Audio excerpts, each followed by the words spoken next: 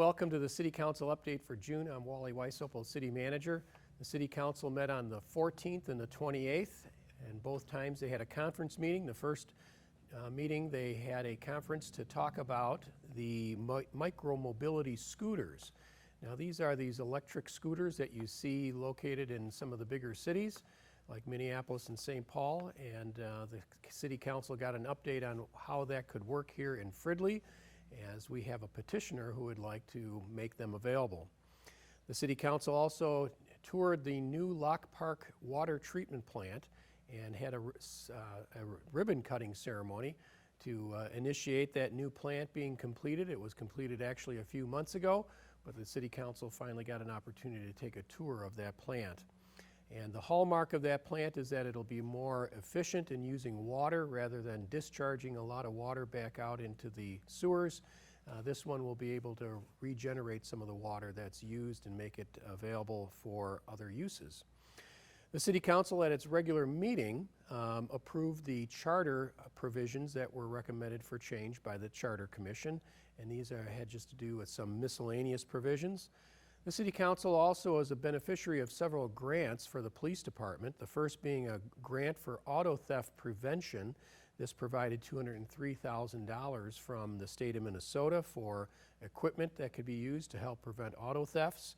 And then also from Anoka County, another $290,000, and that will be used for personnel costs related to apprehending these types of situations. So several large grants for the police department, and then the Public Works Department is also able to secure a grant for well sealing.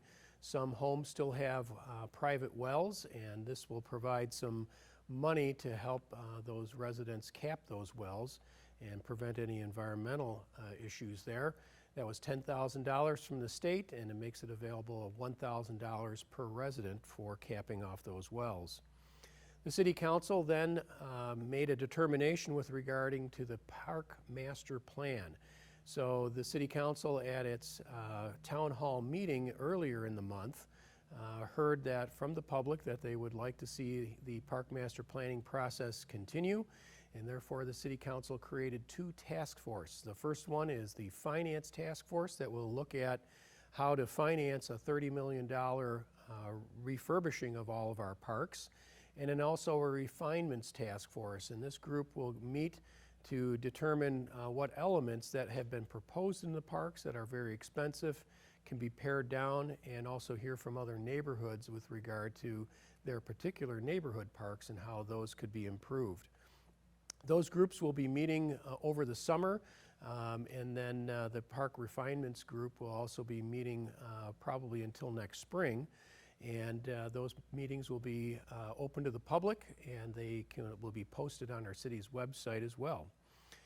The City Council also approved a special use permit for Medtronic at their Rice Creek campus, and this is for solar panels that will be constructed in the parking lot area.